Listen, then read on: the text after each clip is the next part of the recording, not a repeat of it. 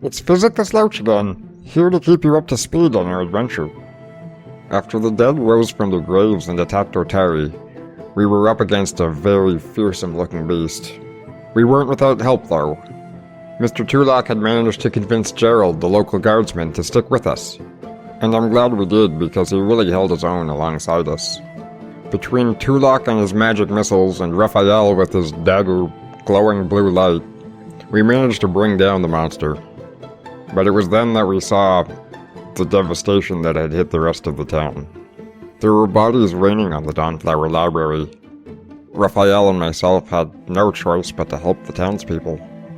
And Tulak, remembering his research on Belcora, went looking for somebody known as a holy warrior. When we met back up, Tulak seemed to recover from the nasty flybite he had gotten. And on our way to Rin's, we saw the mayor absolutely screaming at Captain Longsaddle. So it was two bright spots on a very dark day.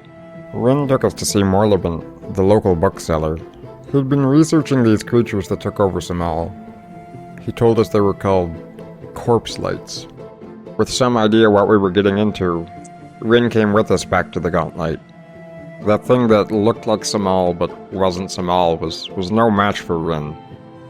But the second corpse light in the room found another body to reanimate.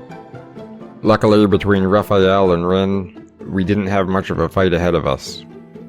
But by the end of it all, we managed to recover what we could of Sammal.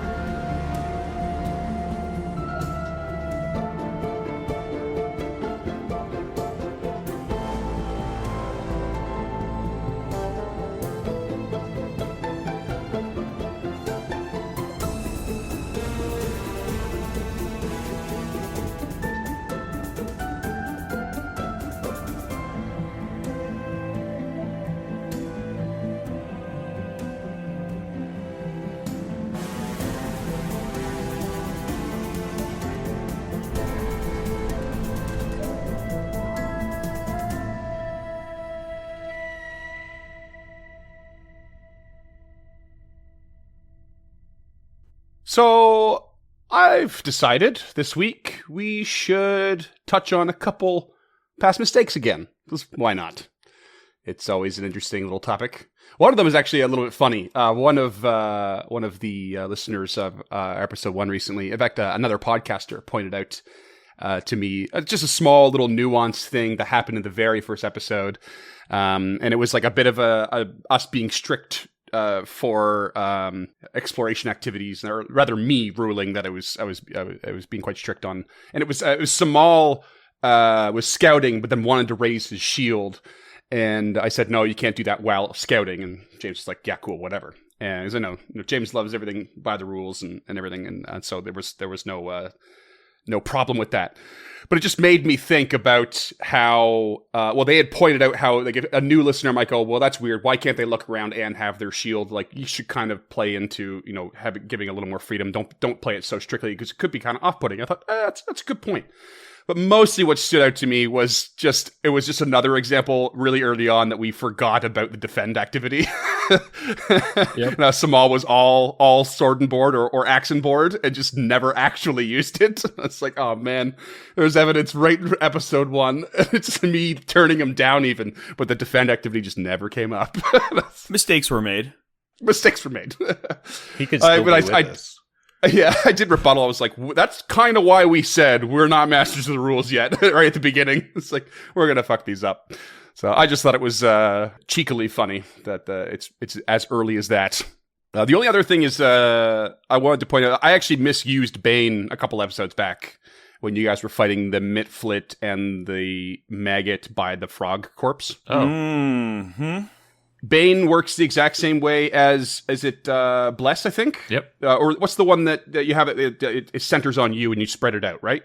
Bless. It centers on... Bless, I don't know if it centers on me, but it centers on a point. Well, that's what it is. It's supposed to center on you and you alone. It doesn't actually have a range. Right. So whether or not we've used Bless wrong, I'm not sure, but I definitely used Bane wrong, where I cast it on that spot next to you guys, and it had it spread from there, but it should have been on the Mitflit itself. So you're quite the cheater.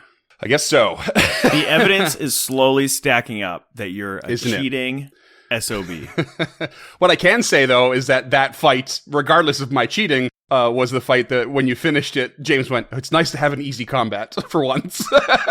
So despite my cheating, you still rolled through it without any effort. And then he put his foot securely in his mouth. Ain't that the truth? Yeah, that's pretty much it. I just want to touch on those. I thought they were kind of fun and funny. Yeah, we're just laughing our fucking asses off here. I mean, I am. I laugh enough for the whole group. And we all have continually made mistakes by continuing to return to your table. This is true. This is all your bad at the end of the day. It's everything is the result of you guys not learning your lesson. We're just gluttons for punishment, I guess. Tabletop Stockholm syndrome over here. Yeah. Duncan's actually is locked in your basement, and he actually isn't even from the East Coast. You're just like, yeah, sure. He lives somewhere where you'll never see him. Yeah, I got 3 kids at home that I told I was going out for smokes. Like, every time he says he gets called into work, it's just me getting up here to do my dishes or something, and do my laundry. Blink twice if you need help. listeners, I don't know if you can see this, but No blinks at all. No blinks at all. Well, let's dive into the whole episode here. In fact, I'm going to start with a little something before we dive into the results of the last episode. I'm gonna read you a little piece here. After an exceptionally long day, the games hall at Tamily Tandervale's fishery saw few patrons. She nevertheless prepared and opened, and saw to those who gathered for the purposes of letting off the steam of the day. The atmosphere was heavy throughout the evening, the usual raucous and chipper mood all but non-existent. A handful of locals here and there whispered among themselves, or sat in contemplative silence. Among the latter sits Lardus Longsaddle, captain of the guard. The familiar frown upon his face and furrow of his brow, he sits across from an empty chair. A pile of dominoes, ready and set on each side of the table. He stares at them blankly, as if stood up by his playing partner. An occasional series of thumps of Tamily's ruby, bow-adorned peg leg on the floor is the only thing that interrupts his train of thought, or stilled mind, as it were. That is until someone approaches. A woman walks up to the empty chair. The rattling of chainmail and uneven beat of thuds from her boots introduce her well before her arrival at the table. She stands still and waits. Lardus does not look up, but gestures for her to take the seat across. She does.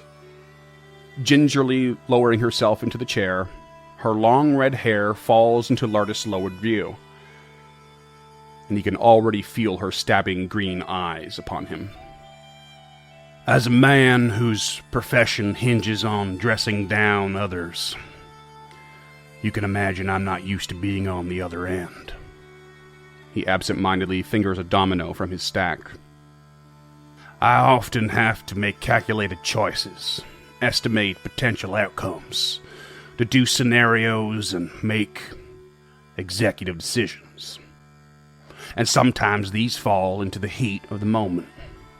In this quiet backwater town, it is often assumed my job is simple, that few things need such attention to detail when within the borders of the town of Otari.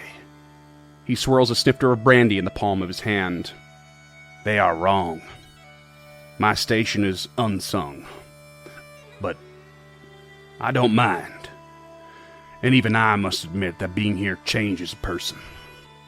For better or for worse. No matter who they once were, I did my best today, but my best has waned over time. He takes a healthy gulp of the brandy and strains at the sting in his throat. This town assumed my best would have their backs, even when they did not have mine. Just as I assumed that as an outsider, you would not do your part. Or, if you would, they would not amount to much, thanks to your condition. He levels his head and gazes at the woman. Both parties were wrong. More pushed through than I'd hoped, but you held the crossroads on your own. I saw the remains. You have my gratitude and my apology. You know my qualifications, and you know I've earned the eagle on my pauldron, same as any man. And it's my duty to help those in need. My calling. You're a good man, Lardis, and you did the best you could with what you had. Let nobody tell you different, including me. Now are you going to teach me to play this stupid game, or what? And we're back to the Fogfen. Oh, okay. Is this the holy warrior we heard so much about? Ooh, I wonder. Oh, shit! Sneaky. I love what you say so much about. You've heard almost nothing. You tried to find out more, and I gave you nothing. Yeah, well, I mean... But I love that you latched on. So you much really did. intrigue. I thought Raphael just did a year in college in Ireland, and that's... And just donned a red wig. Yeah, that's how his accent came out. Yeah. Well, you guys have just finished defeating these corpse lights. You have officially, in a very quick moment, feel as though you have retrieved Sammal's body, but you were still in the Fogfen. And as soon as this ends, Rin stands still and looks straight ahead. Beads of sweat cover her face and forehead. She begins to gasp for breath a bit. Almost immediately after this victory, she just stares blankly at these stained glass windows at the far end of the chapel. And she begins murmuring about the walls closing in and sways feebly side to side like a fever has just taken over. It is getting tight in here. It is, I have to, I'm sorry. Come, I'm sorry. Rin, please. Let's leave this place. Yeah, she immediately just starts walking away at a brisk pace and then just keeps going, and it gets faster and faster, and she leaves the room and just starts down the hall and through the rooms and just basically flees to an outside space. Do you guys follow? Or does anyone follow? Yeah, I mean, I think that we have to some way get Sammal's body out of here between the three of us, which is going to be a little bit of a chore. Sure. I think Physic would just see her leave and follow right after her. So at least with Physic on her heels, when she gets to the outside, she basically immediately falls onto her hands and knees and lets out a handful of dry heaves before rolling over to look up at the open sky. Well, openish, because the fog still rolls and pervades the whole area and mostly blocking any clear line of sight of the heavens above, if you will. And but despite this, she still starts to immediately calm down and starts to try and steel her nerves. Physic runs up like, Rin, what's wrong? What's wrong? It is okay, Physic. It is okay. I cannot. It took a lot for me to be in that room. I am so pleased with our victory, but I could not stay inside.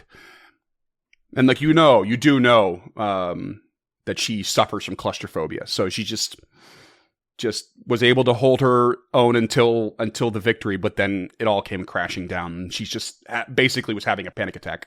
Okay, so Physic will sit down and try to put his arm around her, but it will basically just be like placing a hand on her shoulder, because that's as far as he can reach, and sit down with her. Yeah. And she takes a few moments just in silence, and, it's sort of, you could tell she appreciates your comforting her. And eventually she stands back up and says, "Listen, Physic, I cannot bring myself to go back inside. But I will collect materials for a oh god, I forgot the word. For a litter, so that we can bring Sammal's Batty back. Maybe you go inside and help the others. I will be here, doing what I can." Okay, Ren. You stay safe. And he'll go right back in. Tulok turns to Raphael, because Raphael hasn't been in this room other than our previous fight, so I don't think we did any knowledge checks that time. So he turns to Raphael and says, "Do you know anything of this place? You've studied a lot and read a lot of books. This is Lady Rushlight, the hallowed ground of the empty death. Do you recognize this star?" I don't think he does. I think he's the one who got it last time we were in here. Oh, shit. Okay, I thought for some reason... I mean, I'm prepared to be corrected, but I think that's the case. I think that was well after Sammal. Yeah, I don't totally recall either, but I'm still happy with attempting another knowledge check, which I just did for you as you were talking. And unfortunately, it's a no or still a no. You still don't know. Can I ask what you rolled there, Freeman? Did you roll religion? 10. I mean, what Rolled skill religion, did you roll? yes. Okay, gotcha. Yes. I just wanted to make sure religion. it was that, not lore academia. I would like to use my dubious knowledge feat with that. So anytime I fail a recall knowledge, but I don't critically fail, I still learn a little bit of true knowledge and a bit of false knowledge. Ooh, fun. Which is technically always active, but it seems like a lot of work for you. So Yeah, you definitely have to remind me of that. Yeah. Okay. So he thinks back to his time studying in Thuvia and what he's kind of learned about the dead deities, the ancient deities, because Thuvia is right next to Assyria, and like they're really ancient parts of Galarian and the Inner Sea regions. So I'm sure he's picked up a book somewhere along the way that helped empower that religion skill. You know what we haven't seen yet is any mushrooms. Remember the Mitflit King said something about mushrooms after Sammal fucking destroyed him? Keep that in mind, boys. Yeah, I mean, I'm glad you brought that up because... Well, no, I'm not glad you brought that up because we're going to run into a room full of mushrooms and get fucked by a mushroom monster. It's bound to happen. Yeah. I also took really, really bad notes that week. He literally just said mushroom as he died, I think. Yeah, I said I could have said, mushroom. All right, so with your dubious knowledge, is it? Yeah. You get the feeling, and it comes as no surprise, that whatever this represents is very much in line with chaos and evil. And that stands to reason with what you encountered in here. You're also thinking that maybe it is a member of the Eldest, which is a sort of collection or pantheon of fae gods. Well, I don't know how much more I can learn from this, but it is striking a bell, and these blue lights, they may have rattled something loose. It reminds me of an icon that I saw once. It represented chaos and evil. I cannot be certain, Mr. Sage Tulak, but I think that perhaps it was part of the oldest tree in the Fae Pantheon. The Eldest. It has been a long time. Very interesting. More than I know on the topic, that's for sure. Thank you, Raphael. As he's saying that, he's like trying to pick up Sammal. He's like leaning up on his back or like grabbing his feet, trying to pull him, like just making every attempt that he can as a small creature with a strength of 10 to get him to move towards the secret door. And I'm sure with all of your efforts, you can manage to, not very cleanly, and I'm sure it's a bit nerve-wracking, but you can manage to drag Sammal's body out. A few more bumps and bruises than he earned while he was alive. He was pretty mangled by the time he went down. Yeah. That's true. I mean, he was more mangled by physics' attempt to treat his wounds. Yeah, I mean, the road to hell is paved with the best intentions. Okay, so we're just gonna hand wave those checks. Yeah, I'm not going to make a check to drag his body. What I do want from you, James, is your knowledge of how long it would take to make a litter, because you're the camper. So Assuming you had all the materials readily available. right, not very long. Like it's just 2 or 3 sticks, maybe 4 or 5, depending on how you want it to be set up. I've never actually made a litter. My philosophy is prevention, not reaction. I mean, realistically, you just need 2 sticks and some strapping. You're also a solo camper, so you're not exactly to put yourself on a litter, right? Yeah. Like tame a wolf to drag you to town.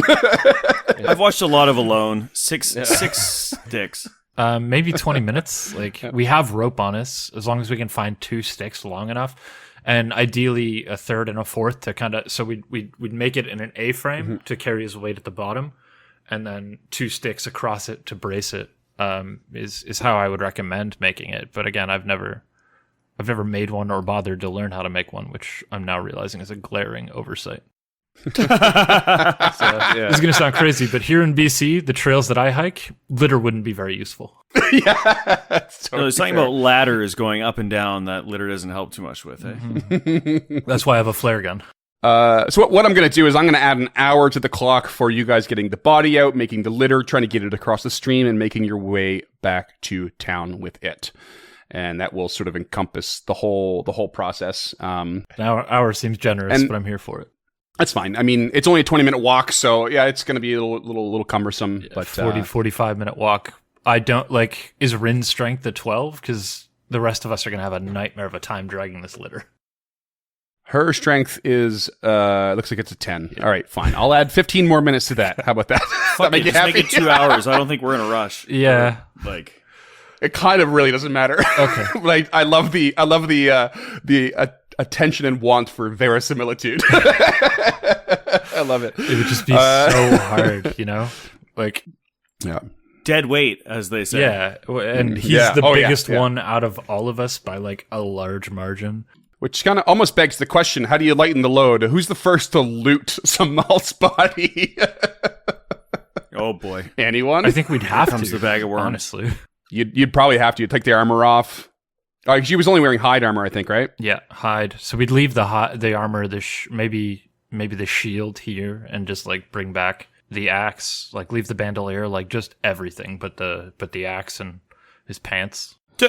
I mean, regardless, his character sheet is there and has the equipment on it. So don't let the important things go to waste.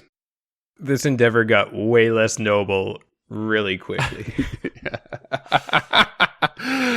All right, you make your way back to town in a melancholy fashion, whilst picking his pockets. And Rin, on the way, basically explains that she will have Vandy. She will send word to Vandy to help to gently repose Sammal's body. Passing by the Stone Ring Pond, Rin actually veers off to go speak with Warlewin, the local leader of the Druids, and then into town, past Galentine Deliveries, and she also stops in there to talk to Aloria. And very quickly afterward, a courier runs out of said shop and down the Roseguard Road. Rin, for example, she sent the courier to go get Vandy and basically insists you bring the body back to her shop. And when you arrive, she helps you set the body gently on a little divan in the corner. Well, I say corner. There's no corners in her shop. Off to the side, and she gently starts to sort of undress him and like wrap him in cloth and stuff like that, and explains that Vandy will be by soon to gentle repose the body, and Warlewin will stop by with some ingredients to help do a temporary embalming as well. But she says to you, "This is only a temporary measure. I have had Loria send word forward to Absalom to meet with his Azori. She will come to retrieve his body there. I hope you are all okay with this. I think it is what he would want. I believe so. I didn't know him for too long, but I assume he'd want a burial at sea. I too did not know him as intimately as I would have, but I think his Azori would know exactly what he would desire. So I feel it should be in her hands. This is true. Perhaps you should take the day to rest again. We will have everything prepared for tomorrow to transport him. I would like to stay and help if that is alright with you, Rin. He died a hero's death, and I feel that I should help with the preparations. Yes, please, Raphael, do stay. I believe Pharasma would appreciate your kind efforts in this. In fact, I have a request from you. I wonder if perhaps you would escort the body. I know that means abandoning the cause here, but it is of great importance that we do not forget our fallen friends and comrades. Is she saying this in front of Physic and Tulak, or is this after they've gone? I feel like maybe it's up to them if they have bowed out as they're getting ready to prepare, or if they stuck around.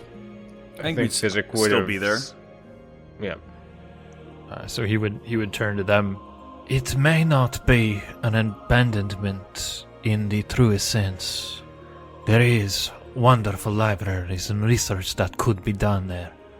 And it would be an honor to meet this Izori who captured his heart.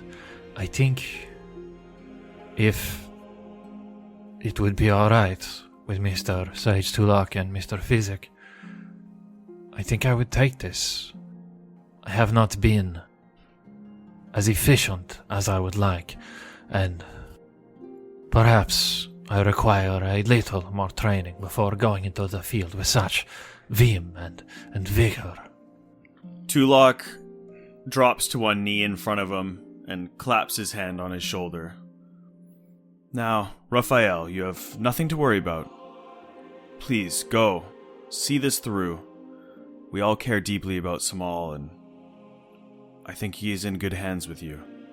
Perhaps while you're in Absalom, you could stop by one of these libraries and try to do some research for us on some of the things you've seen. And then if you do happen to come back, please, let us know what you can find. I promise you, Mr. Sage Tulak, Mr. Physic, Rin, that I will come back with more information, more ammunition in this fight against the darkness of Godlight Keep. There must be something written down somewhere about the tapestries, about this Belacor, about this blue, evil light. You're a good Shuni, Raphael, and I believe that Arthur would be very proud of you for everything that you've done and continue to do. Please, take care of yourself. Good boy. And to you two, do you dare return to such a place? Do we dare not? Physic is right. We are forced to. There's no way we can stop now. Besides, there are other levels that look to go below ground we need to research and look into. We cannot stop now. For the people of Otari. What a terrifying thought that is. You have my respect and my friendship. And same with us. And they spend the rest of the day and evening preparing Sammal's body. What do Physic and Tulak get up to for the rest of the day? And or night? Not to sound crass, but Physic will probably go buy some shit.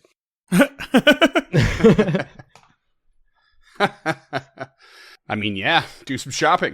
You got some funds just recently? What are you going to buy? He would like to buy probably an alchemist lab. Oh. They're kind of pricey, aren't they? Another 5. Well, there's the Alchemist Lab, and there's the Alchemist Lab Expanded. Yeah. No, even the alchemist lab is 5 GP, which I can't afford. The expanded one's 55. Yeah. No, I just figured if we were coming back to town so often, be able to pull off some conventional crafting on top of my alchemical crafting, but Okay. oh, the dream still lives. All right, so you're grabbing an Alchemist Lab. Anything else? No, I can't grab an alchemist lab. You can't. You don't have the money? No, I only have like 3 gold. 4 No, you don't. We each got 70. 70? Yeah. The mayor gave you a 70. huge bonus for helping out. Hey, Oh, that's what I get changes for things. not listening to the back episodes. Was Okay, it? so yeah. It was 70 that I gave you? I actually don't quite remember. Was it? I thought it was 75. Was it 70? Yeah. I mean, whatever it was, it did not show up in my inventory, so I'm going to. Oh, it could have been 75. My apology. I think it was 75. Yeah. That would make more sense. Let's just call it an even 75. No big deal. Okay, so I will buy the alchemist lab. I will set it up in my hovel-like home in Otari. Mm-hmm. And I will also buy 2 minor healing potions. Okay. What about Tulak? What's he doing? Tulak is just going to buy 3 lesser healing potions for the time being. Okay. All right. But Putting that money to use. yeah, Yeah. as Tulak finishes his shopping, he does take a moment when going back to his caravan to regard the empty stall of Sammal and just consider that not so long ago they didn't really know each other. They knew each other in passing, they'd see each other, he'd smell his coffee brewing in the morning. Most of the time overpowered by the incense coming from Sage Tulak's caravan, but Stoner. and just thinks for a moment, and then with a deep breath heads inside and just contemplates the fact that life can change quick. And even though he is a fortune teller and tries to see the future and tries to see what's ahead of him, you can't predict everything. And with those thoughts on his mind, he goes to rest. And early the next day, you guys rise to meet at Galentine Deliveries. And as you approach, you can see that there's some bustling outside as this sizable cart is being readied. And the closer you get, you begin to see that it's no horse that's at the head of this cart, but a centaur, standing quite tall and proud, a bow strapped to her back, and a spear in hand. And she is being rigged up to the cart via a very interesting custom harness that fits into a pair of prosthetic hind legs where the centaur had previously been injured and lost her limbs. You get a bit closer and you can see along the side of the harness there is a little engraving that says Moorhen's Mobility Apparel. And otherwise, Rin is sitting there waiting with Vandy and Aloria Galentine, who all have loaded Sammal's body onto the cart. And Rin beckons you over and hands to Raphael a envelope. This is a message to Izori, and the deed for his belongings that Kilino will keep in storage for now. And Vandy hands Raphael a scroll case, this tube with a cap on it. He says, Raphael, this is a few scrolls that Morlebent helped put together for me. They are continued castings of the Gentle Repose spell. You should not have too much trouble continuing this effect on your journey. We have arranged for a professional embalmer in the city to do the rest upon your arrival. And Aloria steps up and says, I'm sorry for your losses. I'm proud to help you in this endeavor. Raphael, you are brave to go on the road. And Narala here, she gestures towards the centaur, is a great companion on the road. She can hold her own, and she knows exactly what sort of dangers to look out for. Believe you me. And she procures a letter of her own. Says, I received this morning from Mayor Menhimes, and he told me to share it with you. Here you are. And she holds it out for anyone to grab. And it reads, Dear Aloria, I hope you receive this with grace. I have dipped into the treasury to supply the appropriate funding for the transport and care of one small Keth. May Pharasma fairly guide and direct his soul. Please relay to our local heroes the following. Apologies for not being able to meet you in person, but the recovery and future defense of Atari will keep me quite busy for some time to come.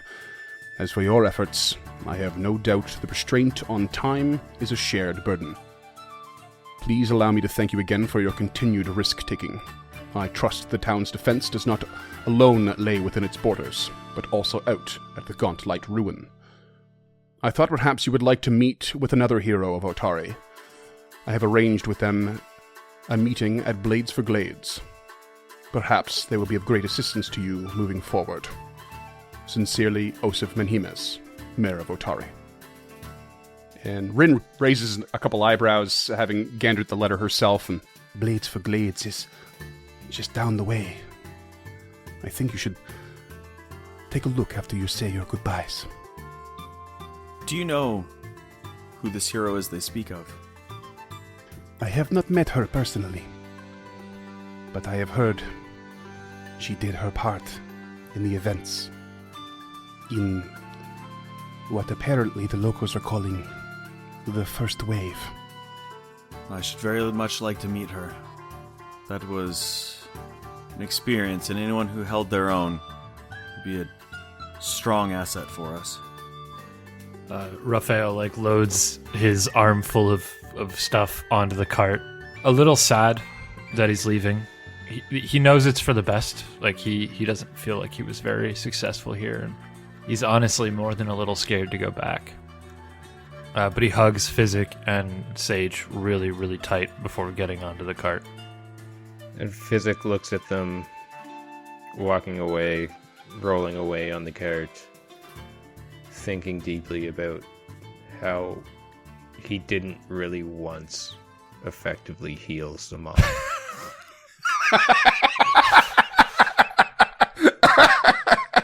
Oh boy. Oh, confidence waning. It's a rough thought. Yeah. And maybe a few tears are shed, but the cart departs. And you guys head for Blades for Glades, which is the local smithy. Local smithy is or Blades for Glades in particular. It's the primary smithy. There's a couple smaller ones, but it specializes in construction of saws, axes, and other tools that are used in the lumber trade. However, the smiths there are quite skilled and are able to produce quality armor, shields, and weapons as well. As you approach, you can see that the smithy is really quite busy. Extraordinarily so, actually. Apprentices are scurrying about frantically, and you can see the head smithy, Carmen Rajani, is just rudely barking orders as they run about. He then quickly turns on his heel and roughly plops a towering shield before a waiting woman and onto the front counter, accidentally toppling a pile of parchment onto the floor. Flustered, he begins picking up the papers and placing them haphazardly into an open box on the counter. And then he says, "You're lucky I got this done when I did. The garrison's been placing a ridiculous amount of orders after that whole graveyard nonsense, and Mayor Menhimes insists they take priority. And yours is at the top, the cheek of the man." Otherwise, you'd probably be waiting weeks more, just so you know. As if I didn't have enough to do for the maintenance of the lumber mill as it is. He just scowls at the woman standing at the counter and then holds a hand out for payment. That's 10 gold, as agreed. She slaps 10 gold in his hand, a little more jovially than she probably should. Carmen, you know I'd wait weeks for this. You made me father's armor, and you're going to be making my shields to the day I'm put in the ground. You do good work, that's why you're so busy. Maybe you should look on the bright side for once. The only bright side for me is when Menhemus is out of that office and I have my rightful turn. Now piss off. And he turns back around and starts barking orders at the apprentices. Get to work, you fucking slackers. I changed accent there. Whoops. I'm gonna make him Irish now. Fuck you.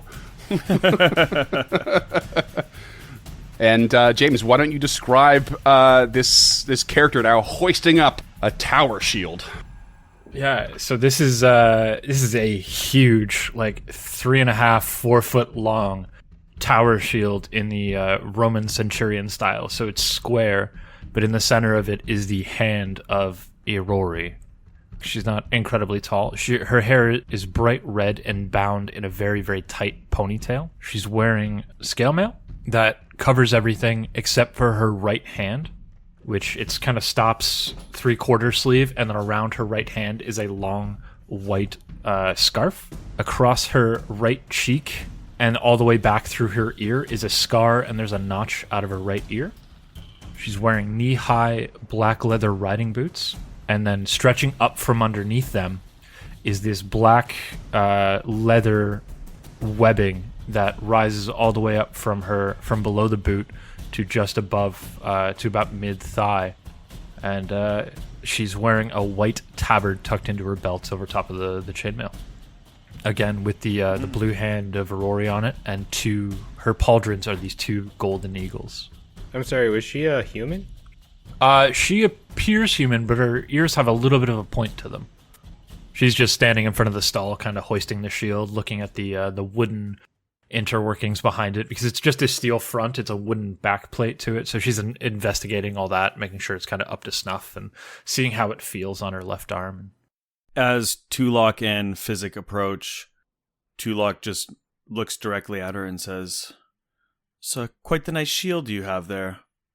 Is it to replace one you were using the other day? We are told that you helped the city greatly in the battle against the dead. What's your name?" Lady Gilda August. It is to replace a little bit of a smaller one that I was using during the conflict, but it just wasn't quite doing it. I need a little bit more protection if I'm going to be on the front line like that, especially if Lardis leaves me alone. You must be Sage, Tulok, and Physic.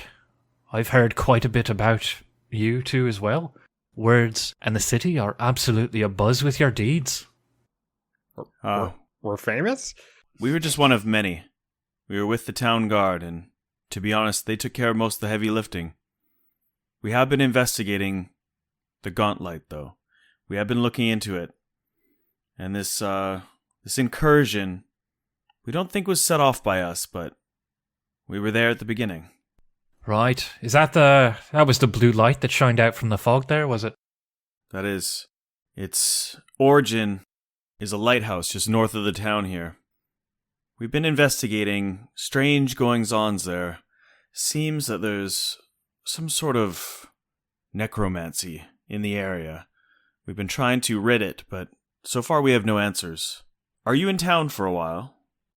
Well, I was about to make my way out. I had a nice little bit of R&R at the Rod and Bow Club just up the way. I don't know if you're familiar or not, but quite a nice place these days. I've heard it's gorgeous. Oh, fantastic. And then all this happened. It would be a bit of a challenge for me to go without at least taking a peek at it. One of the tenets of my order is that if I allow harm to come to somebody good with inaction, it would be very, very bad for me, and I might lose the favor of Aurori. Are you a holy warrior, then? You're the one they spoke of? Well, that's a bit much, I think. I'm a warrior, that's for sure. Well, as soon as I return to Anderin, I'll be a golden legionnaire, but I do curry some favor with the gods. Well, we could use them on our side. All we want to do is protect this town. We can use any bit of help that we can get. This is very true. And we used to have a shieldman in front of us. Perhaps you knew Sammal Keth. He died. We actually just sent him off today. It's a dangerous job. I'm sorry to hear that. It seems like in this day and age, all jobs are dangerous. But if you'll have me, I'd love to come. I mean, I need to go take a look at least for myself anyway. And I mean, Carmen here's done such great work. It would be a shame not to put it to a little bit of use before I head out of town. You could tell, like, he's in the background and he, like, perks up. His back's to you, but he could tell he heard you. And he just, like, shakes his head and gets back to work. Just frustrated that you're complimenting him. To be honest, we could use all the help we could get. Please, come. Yeah, maybe you could fill me in a little bit more on the way. What happened to your little Shuni friend? He was supposed to be a man of Pharasma, was he not? He was. He took Sammal back to Absalom. A guard, if you will. He's a good Shuni, and he did good work, but I think he just wanted to train a little more before we went on with more adventuring. This was his first, and definitely not his last. It's dangerous out there without the right training, that's for sure. It's true. I'll happily accompany you. With a kind of dejected hand, Physic will pat her on the back and say, "Welcome to the party, buddy." Welcome indeed. It's very kind of you there, Physic. Physic is delightfully predictable. So you guys don't have to go right now, but it is, we're going to say it's a solid 8 a.m. at this point. And I mean, as far as the ruins go, you have one full room you've yet to look in, and then you have some stairs that go down, and there's the sinkhole, but it'll take days to dig out, and there's the mysterious boat you haven't looked at yet. You really want us to look at that boat. Yeah, for the listeners, there's a note beside the boat that says, "Boaty McBoatface is waiting for you." Yeah, it is. Not suspicious at all. I just love that, like, if I point something out, it's you never know. Sometimes you're like, oh, he's guiding us. Maybe we should look. And sometimes you guys are like, no, he's trying to kill us. Don't listen to him. Yeah, funnily, the moat is only full of red herrings. Yeah, exactly. Literal red herrings. And it's catch and release, baby. Oh, firearms were just introduced, but guess what? It's only Chekhov's guns. Oh, boy. Well, what do you guys think? Do you guys want to head out early morning yet again? That's been your trend. Yeah.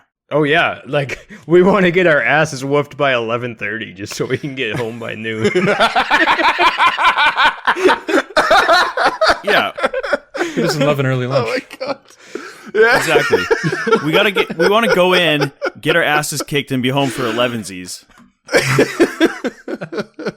Second bruised breakfast. Yeah. Oh, man. So is it safe to assume you guys describe everything to Gilda on your way? Absolutely. We let her know everything that's happened, and also things that haven't. So we let her know about the caved-in sinkhole room stairwell. There's one room we still have to search, and then also that outbuilding that we had to go down the stairwell there. Now, Physic and I have been through most of this area. I believe we should look in that final room, and then head to the outbuilding. We can meet Tussletop. Tangletop? Tussletop. Tangletop. Anyways, this guy. And then we'll head down to the basement of that building and see what's down there. And then you try to convince Lady Gilda to eat the magical pixie mud, right? We've all tried it. It's delicious. Yeah. Hey, eat this mud and go on that boat real quick. All right. Yeah. So you want to check out the one room you haven't checked out yet. Yes. That's the plan. Okay. So that would be, for the listeners, the room between the L-shaped room and the chapel. Yeah. Where the southern side is where everything's crumbled and destroyed, but you can kind of climb up and look in, but you have to do a climb check, and because there's like a hole in the ceiling, whatever, you're kind of climbing over, and then you'd have to like jump into the room. Or there's the doors in the chapel side. I would probably prefer to go that way. Also, did we set a trap at the top of that hole? Yes, I did. Oh, did you? Snare trap. Yeah. Okay. I don't remember that. That was from way It was back. on like episode 3, maybe. We found the body outside. Sammal went and got the snare. Also, we didn't do any actual searching of the cathedral, which I think we should do. Oh yeah, I mean, yeah, it's you didn't really know, but I'll just tell you, it's not as crumbled as the rest of the ruin, but it's very devoid of anything other than that corpse. That's what had all the loot on it. Okay, but otherwise, the corpse lights themselves don't have any loot, and there's no chests or anything like that. And you came through the secret door the other way, so. Lady Gilda, perhaps you could take the point going through the door here. I'd be happy to. And she raises her shield to take the defend action before stepping up to the north side of this room. Tulok avoids notice approaching the door. Physic draws and loads a crossbow. Okay. And she opens the door. You open the door, and the ceiling of this room has fallen in two places. One over by the far doors, and one next to the door to the east a bit. A smaller collapse destroyed a flight of stairs that once led up to a now ruined upper floor. A larger collapse mostly buried the southern double door, of course, as I said, and that's pretty much it. It's mostly stone in here, and the doors you just opened have a stone face carved with skulls caked in tangles of moss on them. But most importantly, you crack the door, you hear a very loud skittering sound. And we're gonna roll for initiative right away. That was so fast. Yeah, that was fast. Because something is starting to move towards you, and it's very audible. All right. So it's a big old fucking spider, isn't it? You're gonna find out. Let's get your numbers. Physic, what do you got? Physics got a 24. 24, not too shab.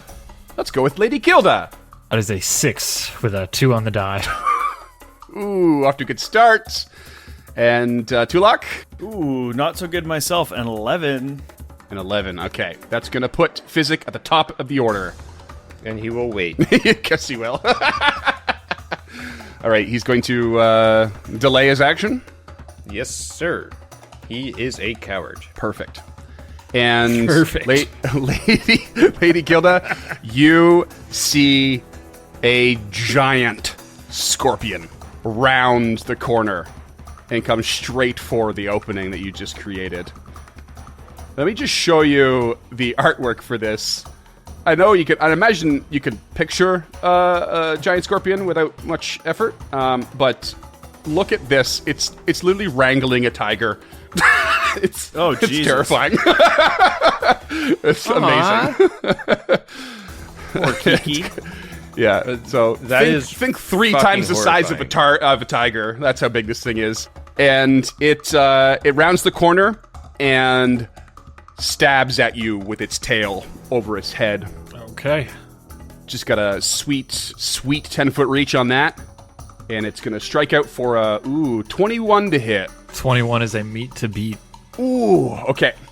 I knew that was going to be close with your new character here. And drops in a solid 10 damage. I'm going to shield block with that. Okay, you shield block. Yeah. What's the hardest on this shield? It's still only 5 because it's still just a regular shield. Oh, okay. Yeah, it's the exact same, except I have the Has it got bigger hit points? No, it's the exact same. Sure. I can't. Okay. As soon as I can afford like a sturdy shield, I'm gonna do that because that's what Right. that is. That has more hit points. But this is There is something about the tower shield, though, isn't there? there is, yeah. You gonna hold on to that, or? It doesn't really matter. I can use the hide action behind my shield to add an extra 4. So like if I punch this thing and then raise my shield and then take the hide action instead of adding +2 to my AC, I have +4. Okay, it's not the hide action, it's the take cover. Sorry, the take cover. Yeah. Yeah. But still, you can take cover behind your own shield. That's Yeah. really fucking cool. Yeah. All right, well, it strikes you for this 10 damage. You share some of that with your shield, but I am actually going to need a fortitude save. Okay, I'm an expert at fortitude. That is an 11 because Foundry hates me. Oh, that's not going to make it. You are affected by giant scorpion venom. That sounds fun. You immediately go to stage 1 and take 5 poison damage and are enfeebled 1. Wow, that was quick. Fuck. Yeah.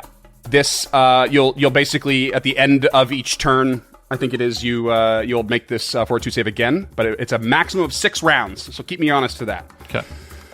But if you keep failing, it's going to get worse. And that's going to bring us to Tulok. No, it won't. It will bring us to me. Oh, physics jumping in. Okay. Right now, I saw our new compatriot just get absolutely scorpion blasted. I never want to say scorpion blasted. That's a weird term. I'm not sure how to feel about it. Anyways, minor elixir of life coming at you hot for 2 HP back. Take it. Plus a +1 item bonus to saving throws against diseases and poisons for the next 10 minutes. Nice. And for a third action, do I technically have a direct line of sight to that scorpion right now? Yes. Yeah, it's big. Okay. Excellent. So I am going to shoot it with a crossbow Okay. for a 24 to hit. Oh, yeah, that hits. Yep. Oh, max damage, 6 HP. Nice. Ooh, physic pulling it off all of a sudden. Okay. Anything else from you? Yeah. No, that's my turn. Okay, now Tulok. What do you got? All right. Tulok, having not been prepared because of me, will cast Mage Armor. Aha. So he's got that going on. You've been pretty good about announcing that. You just forgot this time, didn't you? Well, we got into combat I honestly didn't think there was going to be anything in this room, and then we got into it so fast. But Yeah. anyways, he casts that on himself, and then I also would like to try to demoralize this scorpion. Okay. Where you stand right now, you can't actually see it. What? I mean, I can see your view. You can't see it. You see the. You're around the corner. You saw the stinger come through, but you don't have a line of sight on it right now.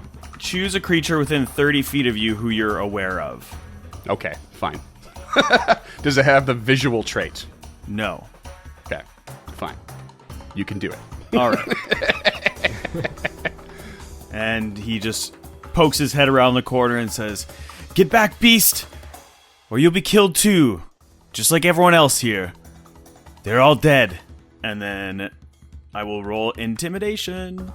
Okay, with a -4. -4, 15 against your will DC. 15 against will DC is a meet to beat. Hell yeah. Frightened 1. Frightened 1. All right. Cool. That's you? Scaredy Yes. little arachnid. Lady Gilda. First action is to step right up close and deadly with this thing. Oh, yeah. If it has a reaction, I think that will provoke. Does indeed, and it will provoke. And this time it's going to snap at you with its pincer for a 12 to hit. That is a miss. Okay, no dice. Second action, she's going to raise that shield. And then third action, she's going to pull back and just uppercut this thing in the face. Hey! She's punching My the lady. giant scorpion in the face. That is a 22 to hit. That hits, yeah. Holy shit. Great start. That is 8 points of damage for max damage as she just steps in, lifts up her shield, and uppercuts this thing. Hell yeah. Amazing. That's fucking awesome. And it counts as magical for the purposes of bypassing DR. Okay, sure. All right, and Lady Gilda, I need that sweet fortitude save, please. Okay, excellent. And that is with a +1 from physics elixir. Oh, thank Christ, that's a 27. Damn. Oh, that's essentially a critical success, and your enfeebled's going to come off, and you are no longer struggling through this poison. Yes, please. The Eagle Knight shakes it off. That's going to bring us to the top of the round, which is the giant scorpion, since physic delayed, and it is going to try and come at you with one of its pincers, Lady Gilda, for a 16 to hit. Nope. And it'll try one more time with 16 again. Let me check. Nope. And then it's gonna try. Yeah, it's just gonna keep going. It doesn't have much here, but trying to get a hold of you. So tries one more time, and now it's gonna miss again. That's gonna bring us to Physic. What do you got? Physic sees this stupid goddamn scorpion and shoots reloads his crossbow and then shoots a bolt at it for 11. And no. Gross. Okay. He will step forward and end his turn. Okay. Hanging his head in shame, no doubt. No, he's pridefully ignorant right now. Okay. Tulak. You got any more tricks around this blind corner, fancy man? Yes, indeed, I do. It's called a 5-foot step. Ooh, so fancy. Yeah. So he will step to the northwest, thus being able to see the massive scorpion, and reaching out to the stack of boulders on the ground beside him. Oh. Telekinetic projectile right in his fios, carapace, whatever he's got. You're gonna hit him right in the chitin. Natty 1. Oh, you're not gonna hit him right in the chitin. Natty 1, dog. What the fuck? Looks like Lady Gilda is gonna have to win this day for you guys. What do you got? What do you got, lady? First action is going to be to raise that shield. Oh, yeah. Because I have to. I do not want another character to die. I don't blame you. It's an extremely good use of one of your actions every turn. There's no doubt about that. It really is. really is. Yeah. I guess second action, she punch. Okay. Without the enfeebled, that is only a 17. That's a shit roll. And that is a meat to beat in its current state. Oh, Hey! shit. Yeah. I did forget to say that I did drop it off, but the frightened condition is off the scorpion now at the end of its turn. Okay. But yeah, you are a meat to beat there. That is 8 points of damage. Oh, just snaps. shy of Oh. max damage. Socked that Very pointy nice. spider. I guess she's with her third action. She's gonna go again with that sweet -4 because it's an agile weapon. That is a 3 on the die for a 7. Ooh. Which technically makes it a critical failure. Oh, does it? Yeah. Okay. But there's no. great. Yeah, you're fine. And okay, that brings us to round 3. Scorpion's turn again. It's gonna retry its attempts here on Lady Gilda. 16 to hit. Not No, looking sir. good. So it's gonna rethink very quickly in a bestial manner and step and strike out at Physic with its stinger. It swings out with the stinger for an 11 and doesn't hit. Yeah, super not. No. Okay. All right, and it misses. That's all its turns, all its actions. Physic, go. Physic will. Throw an alchemist fire and light Lady Gilda on fire this time. Yeah, see, that was my initial inclination. And I was almost She's going to say... mostly metal. She's not very dexterous, but she's mostly metal.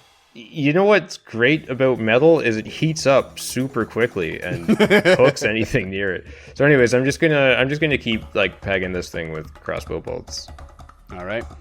For a 2 on the die. Yeah, that's a 9. Oh, man. Yeehaw. Physic. All right, did you... is that a reload and a fire? That's a reload and a fire and a step to the west. Okay. You know it tried to come at you, so it might as well take a defensive posture. He's not proud. Tulak, what do you got? Yeah, looking past Lady Gilda at the scorpion who's bobbing and weaving and trying to attack Physic, he raises his hand and waves it in a horizontal motion across the face of the scorpion, casting Daze. So I will take a will save from you, please. Let me see. Are scorpions immune to mental effects? Of course they're not. They don't have a central nervous system. Will save, you say? I got a 14? That is a fail. Oh, no. But not a critical fail, so you just take 4 damage, mental damage. 4 mental damage, and that's it? That's it. Okay. And then He will attempt to intimidate. Okay. So he just looks at it. Stand down! Back off! Or you will be dead. After you just prodded its brain. Its little Yeah. bestial arachnid brain. What can you say? He's in his head. Ayo! All right, roll me your sweet, sweet intimidation. 22. Yeah, that's going to do it. Frightened again. Very nice. Just made him doubt how many legs he has. Back to Lady Gilda. This thing is looking rough, and it just got rocked by something invisible right in front of you. She looks a little confused, but she raises her shield anyway. Second action, she takes another jab at this thing. Okay. Punch. 12 to hit. Yeah, that's not going to do it. Yeah, that's what I thought.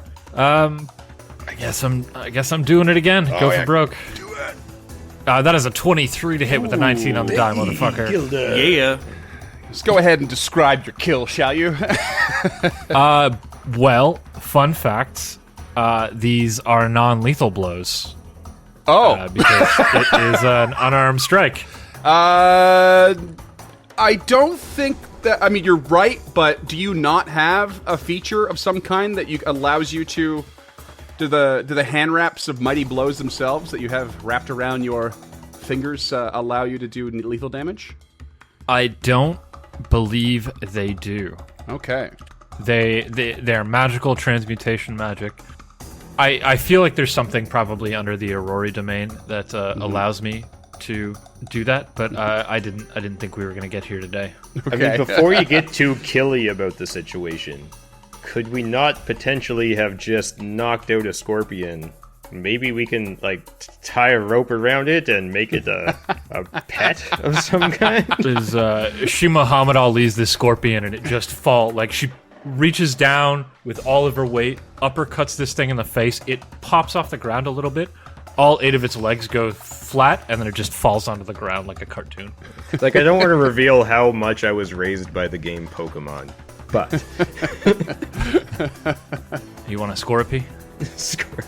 All right, well, you knock this scorpion out then, I guess. I'm trying to do a quick search here, and I don't see anything with the lethal side of things either, so Yeah, on a quick I don't glance. see it either. So maybe we'll sort that out after, but it's certainly unconscious now. Oh, yeah, so I could make a lethal attack with a -2 penalty, but Yes, yeah. that's not what she's doing. No. Okay, you knock out the scorpion. She's not going to kill a scorpion. She's firmly in knocking out scorpion territory. How else is she going to ride it into battle next episode? Oh, God. The distant sequel to Dune. Beyond the scope of the adventure. Scorpion Queen. All right, so you defeat La Scorpion, and I guess they tie it up? it's unconscious. Yeah, I guess you can start tying it up. Just like hog tie it? A couple things that stand out right away, and one is like how devoid of anything this room is. Two, the doors on this that you just opened are quite sturdy compared to the others, and it's pretty obvious that this creature has been penned in here probably for some time. Hence its aggressive nature. It's not a large space for this size of a creature. Gilda blows any loose hairs that have fallen out of her braid out of her face and turns to Tulak and Physic. You know, I believed you about the larger than normal creatures, but did not think I'd be punching one right off the bat there. And this is much larger than normal. Did you see its character art? It's wrestling a bloody tiger. What's a tiger? What's a character art? Everyone's nose starts What bleeding. is a fourth wall? Everyone knows. Starts That's Freeman's joke. I just stole it. Yeah. And your ears bleed. The other thing that stands out is, and in particular to Lady Gilda, since it's her first time in this area, she probably noted all the skulls on the walls in the chapel, and then there's those skulls on the doors. But the moss on the skulls on the doors, at first glance, appear to be a part of what is like just happening in this general terrain. There's lots of just overgrowth and whatnot. But you take a boo and you think, this actually looks like it's part of the design. Like it was purposely grown and planted within the orifices of the skull it's carved. Like it's very much on purpose. And it's a good time to do another recall knowledge, perhaps, if you'd like. It'd be a religion for whoever wants me to roll one for them. So it's like an occult chia pet. Does anybody have good religion? I do not, but I will join pass and attempt to aid whoever is rolling. What's your bonuses there, Physic and Lady Gilda? I have a +4. I have a +5, so I guess I'll take that. Oh, okay. Okay, I will attempt to aid with my cooperative nature. I do not aid with a 13. I aid with a 23. Nice. And I rolled a 24.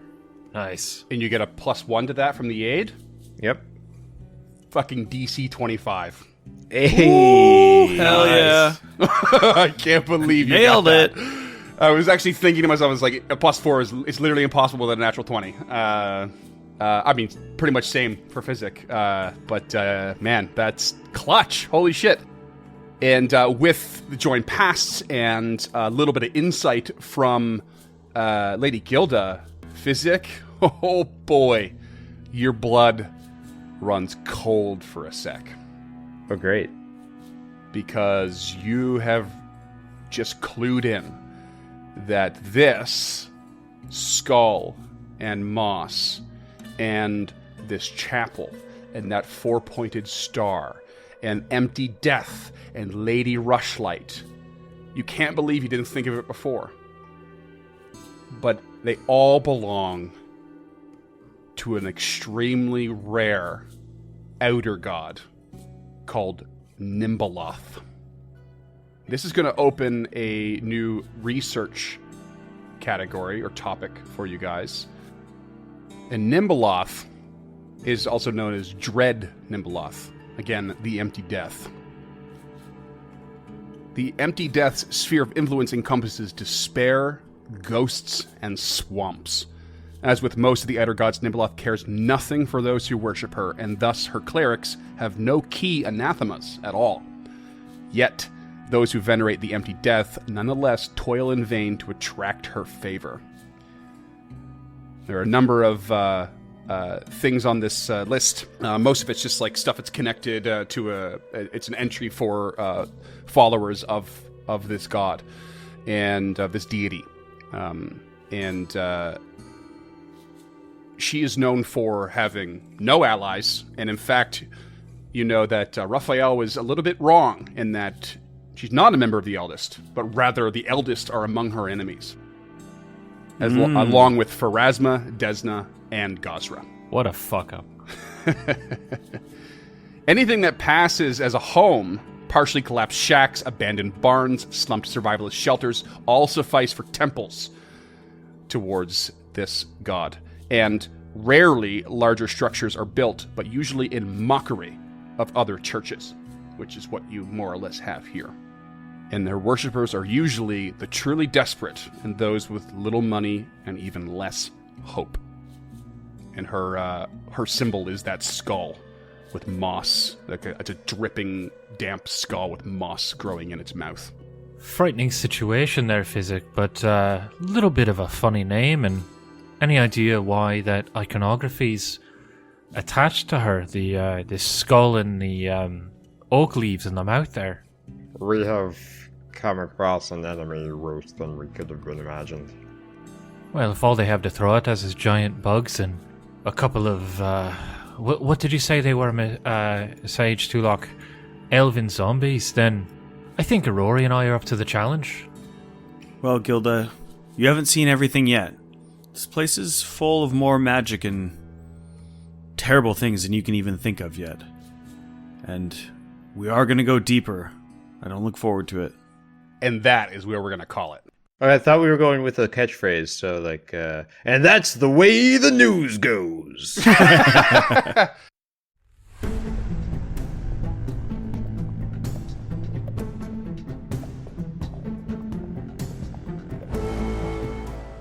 Stemming the Tide is an actual play podcast of the Adventure Path Abomination Vaults and is produced by the Uncharted North Network.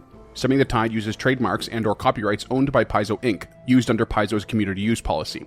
We are expressly prohibited from charging you to use or access this content. Stemming the Tide is not published, endorsed, or specifically approved by Paizo. For more information about Paizo Inc. and Paizo products, visit paizo.com. Music is composed by Will Savino and artwork by Greyhood. Stemming the Tide is recorded remotely using Foundry Virtual Tabletop. If you wish to connect with us or support this project and projects to come, we can be found at unchartednorth.ca, patreon.com/unchartednorth, and on all major social media platforms. Links to all credits can be found in the episode description and our website. Thanks for tuning in.